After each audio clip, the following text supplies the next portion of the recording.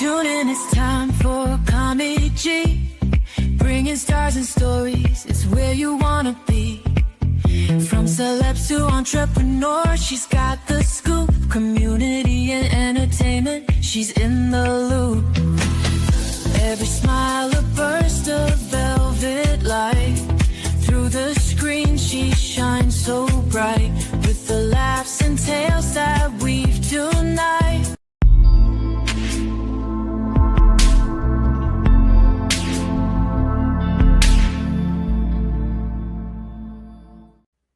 Well, welcome to another episode of SKST Radio, and you tuned into the Kami Grayson Show. And let me tell you, I have a beautiful lady who I just met. She goes by the name of JoAnn Dotson. JoAnn, she's an authoress, a fellow authoress. I mean, she is the bomb.com. JoAnn, welcome to the show. Oh, thank you so much for having me. It's a pleasure to be with you. Absolutely. Thank you, girl. So I see it's still sunshiny out your way. And baby, let me tell you something. It is like looking all good. You got all your glow going on. And woo, I just want to learn everything that you got going on. So I know you're an author. So tell us a little bit more about yourself. Well, I'm a retired educator. I did 32 years of education. I taught kindergarten through second grade. I also taught writing at my school as well. Okay. When I was teaching writing, we had a program called Spilled Ink. And Spilled Ink was a program where the students would write their stories from kindergarten through second grade. We had a committee that would select the books. We had, they also illustrated their stories. So we had illustrators as well. And each year we would have an author's tea for them with their printed book. We'll compile it. Yeah, we'll compile it into one book called Spilled Ink. And then they would come and read their author title or their illustration, show the illustration to the entire group of parents. And so I've been just loving books and writing ever since I can, what we say, remember ourselves. Okay, so have you always had the knack for writing? Well, yes, I was just telling someone that I think I might have been reading around 6 years old and started writing around that same age because my mom was a pastor. And so when she exhausted all of her information from the books, that she could pull poems from, back in the day, people would get up and remember their Easter speech and had to say it. And so when she exhausted all of that, she would say, well, I don't have any more poems to pull from this source. So my sister and I, she said, would y'all help me write these Easter speeches? So we would write it and give it to the members of the children that were a member of the church. And so, again, they had to remember it and they had to say it. There was no looking at your paper or your cell phone, any of that stuff back then. Yeah, absolutely. So do you think your role as from learning to be a writer, do you think that's the reason why you became an educator? I think it is. Actually, no. No? You know what? No, I think, for me, everybody have their gifts and their talents. I think it was a calling for me. Ever since maybe the fourth grade, I had a teacher named Mrs. Dean. And I've always had like my neighbors next door. I always had that little chalkboard and I was like, come in the backyard. Let me show you how to do your letters and your numbers. And Jonathan and Teresa was the boy and girl's name that I was teaching to. And so I said, come let me show you how to do your letters and your numbers and stuff. So, after we got through making mud pies, of course. Of course. But yeah, from there. So what solidified it though for me was Mrs. Dean. She was my fourth grade teacher. She just solidified the whole thing for me. And I knew really from the fourth grade, because, growing up, you want to be several different things. And I knew that was a part of my journey was helping others. But she solidified it for me in the fourth grade. And so I knew I wanted to be a teacher. Told my mom then, Mom, I want to teach. And so that was always my goal to do that. Yeah. To me, it just seems so amazing when we can help little brains function, right? Um, Absolutely. I used to do, when I worked for the mall, we had a kids club program, and I would do Young Authors Network. And that's where the little kids get to come and do exactly like your program. They get to learn how to do illustration, they get to write their stories, and then before they're done, they get a chance to recite to the parents at the mall. And so it was so cool because you got a little stage and you got all the people in the mall walking, and they get a chance to see the little author up there reading their own book and watching a little illustration. So that is something that, it's a gift. It's a gift that I believe that we share, that we can share with others. And so, what reading is what it gets kids in the mode of being out of their box, right? It gives them an opportunity to grow and go to different places, and it's just amazing to me. It really is. And reading and writing go hand in hand. Absolutely. It really does. And when I was teaching writing, I would, the kids would often say to me, "Well, I don't know what to write about."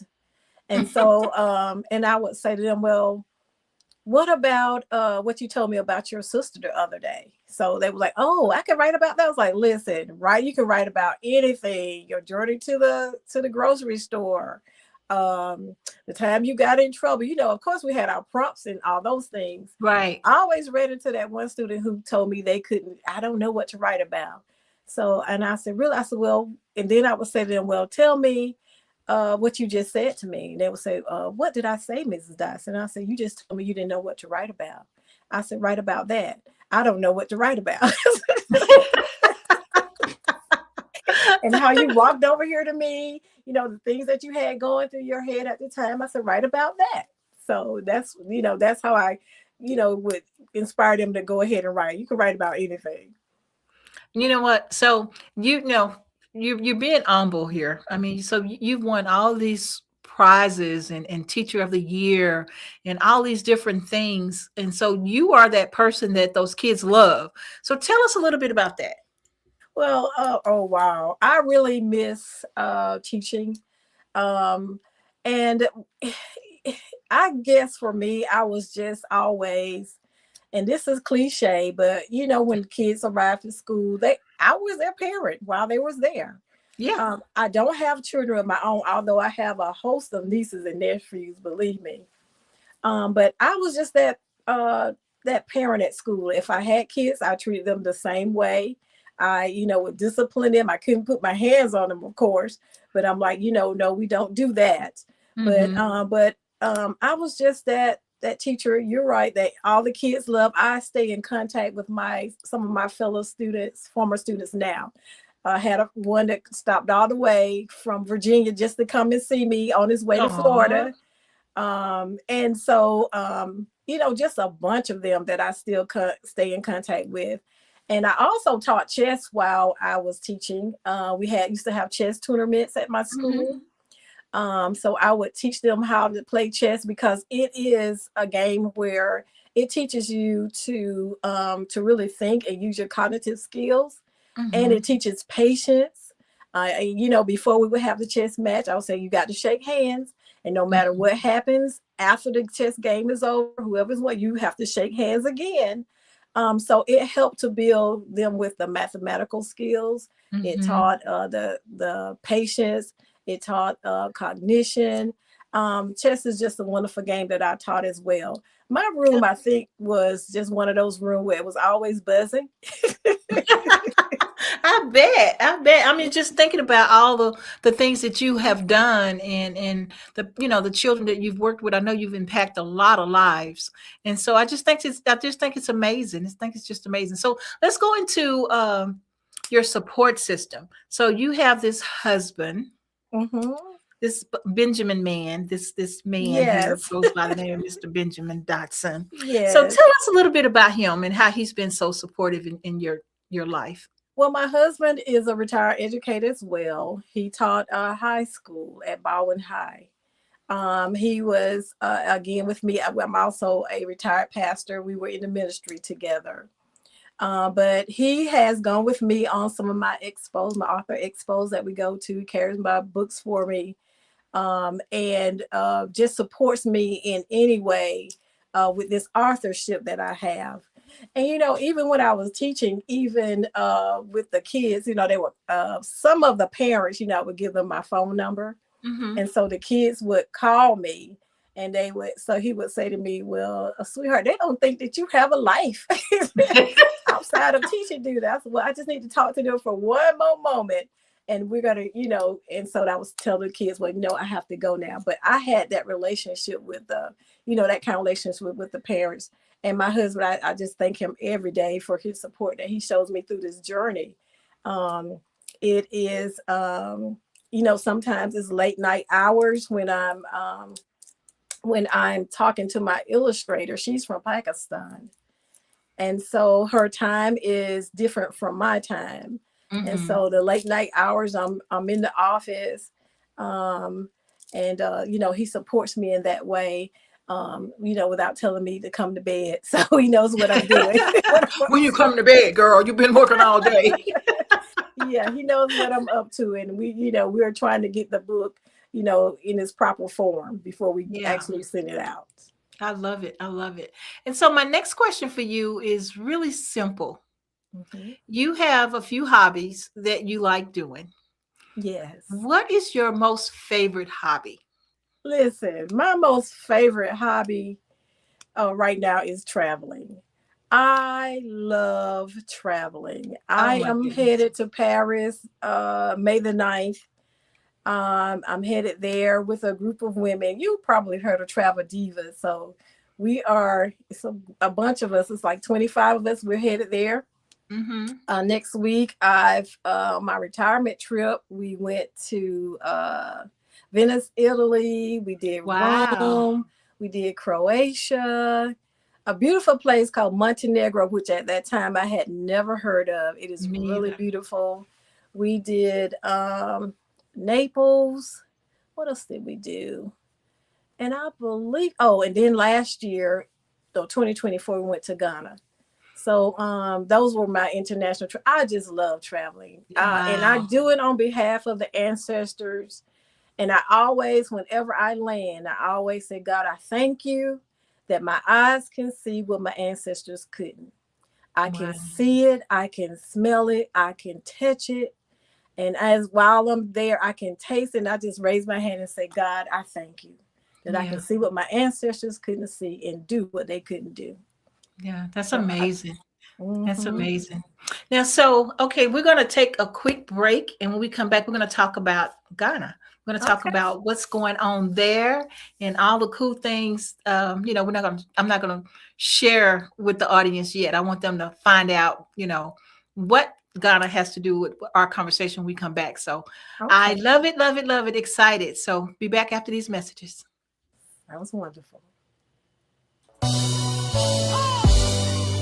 An SKST Radio Network production. Powered by SKST Radio Network and SGAN.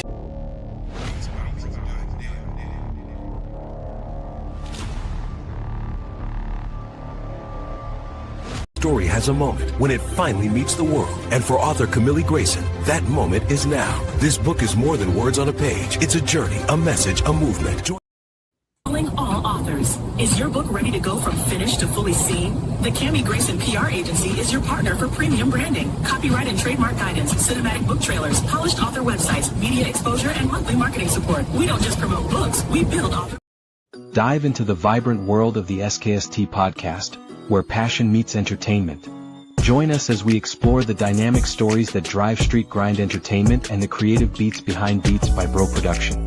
Each episode promises insightful conversations and electrifying moments, celebrating culture and innovation. Tune in and feel the energy as we bring raw talent and unforgettable experiences to your ears.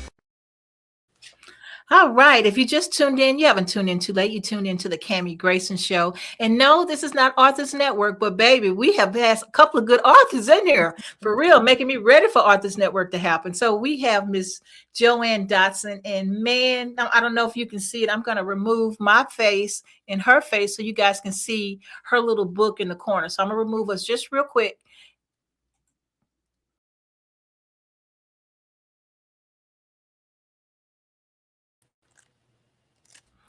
All right, we're back. So I wanted y'all to see that cute little book because JoAnn, tell people why I'm so excited about this little book.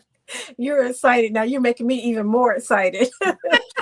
My book, Gonna Love. I went to Ghana, Africa in 2024, my husband and I went there because I wanted to honor all of my ancestors.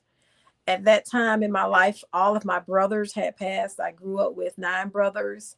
All of them had passed. My mom had passed years ago, my father. So I went to honor the ancestors in 2024 with Dr. Skip Mason from Atlanta, Georgia. He did a Return to Your Roots tour. So it was nice. It was 66 of us on that journey. We did a 9-hour flight to Amsterdam, did a layover there, and then did the next leg 9 hours. It was a long flight, but it was really well worth it. And so I wanted to take that journey, like I said, to honor the ancestors. And I am so glad I did. I am telling you, we did a renaming ceremony. So my name, Ghanaian name is Akua Bima. Akua Bima. Which means innocent, and I am. I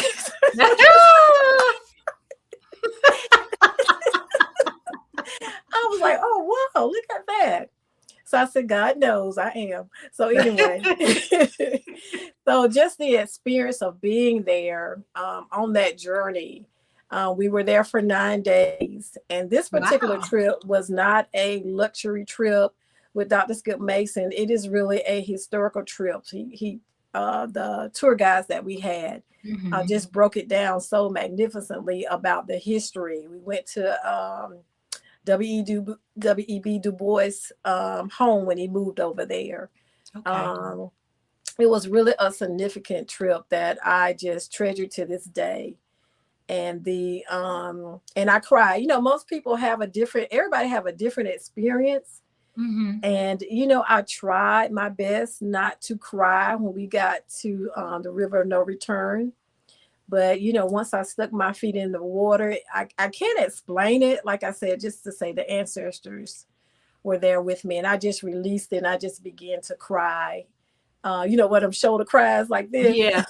Well, you know, okay, so this trip, it was so amazing that you were blessed to be able to do that, because I always want to go to Egypt. That's on my bucket list, you know. And so, you know, our Kush heritage, you know, where we were the kings and queens. I always want to go just so I can see that, you know. So it's amazing that you got an opportunity to go there. And I remember we had a student when I was in Dallas. She was from Ghana. And she worked with my kids. I worked with children from Girls Incorporated. So she was like my little assistant for the summer that she was there. And she taught those kids like little games and dances and things that they did in Ghana.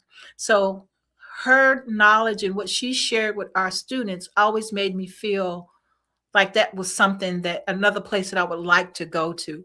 So now that you've been there, you can share with us, you know, about the children and things that the blessing that you blessed these children with. So tell us a little bit about that.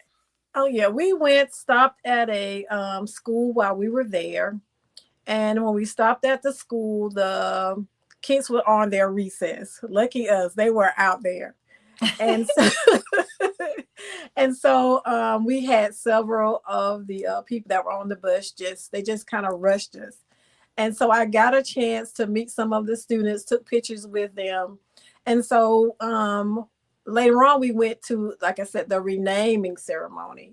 And so when we went to renaming ceremony, they had some of the kids, you know, beating the drums. And so I asked Dr. Mason, if he would talk to the chief about me leaving some books for them. So, because when I went, I had already prepared and asked him, in advance, could I leave some books? And he said, sure. But, of course, had to get the chief's authority on it.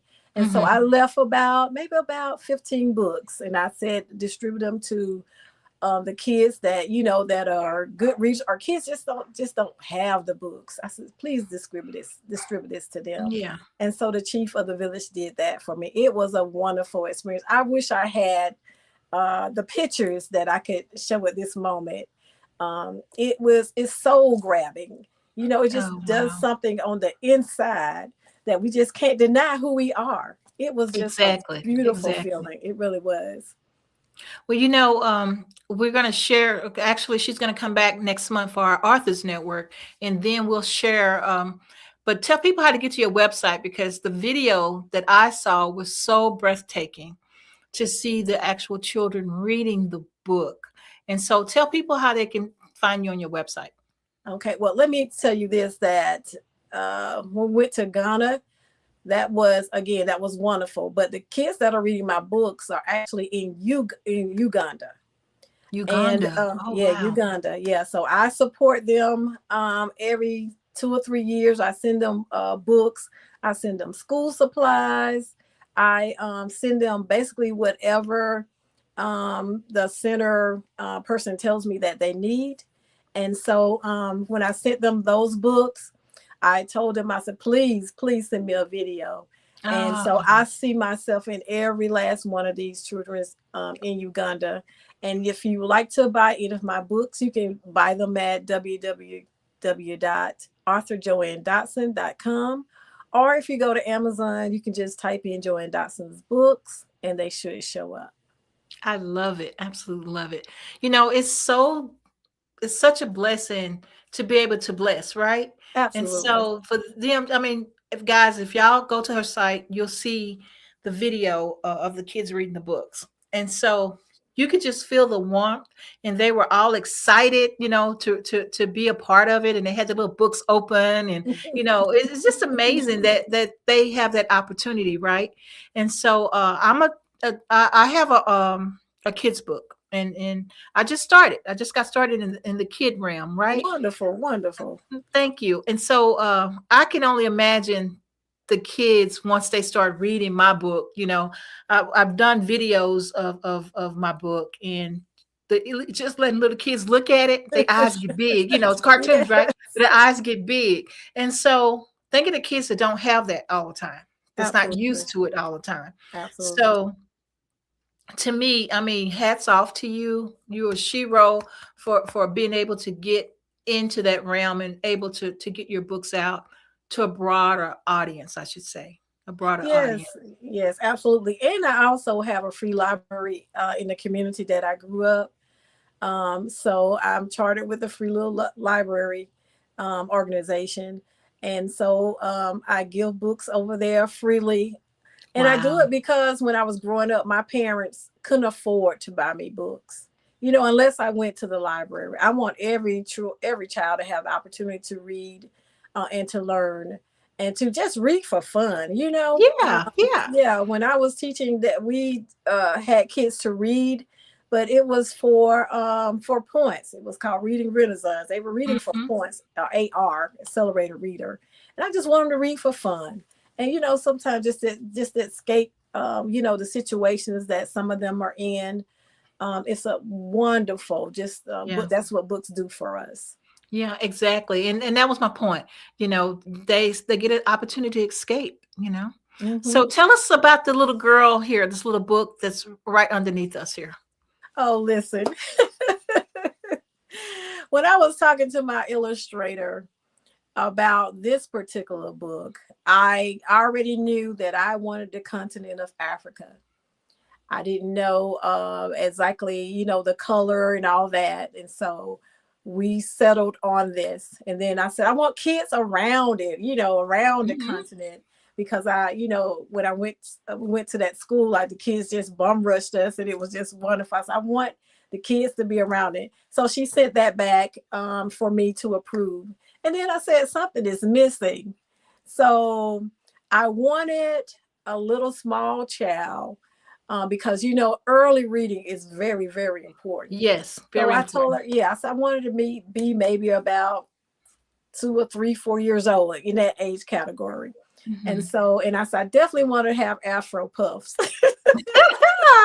Got to have our Afro puffs. Yeah, of some kind. I said, I want to have some Afro puffs because, it kind of reminds me when I was growing up and our parents did that for us. And so I want kids to see themselves. Representation is very important. And Exactly. so that's where the little girl came in. And when I saw it, I just started laughing. I told her, I said, Amna, you did a beautiful job illustrating the cover. And I just told her, you just made me laugh. And I just, I said, I wanted to cry, but I'm not going to cry. So you got my vision very clearly. Oh, I love it. Absolutely love it. And it's always important to have an illustrator that gel with you. A lot of times you can't get it right. They don't see your vision. So to have an illustrator that can see your vision and gel with you, it's wonderful.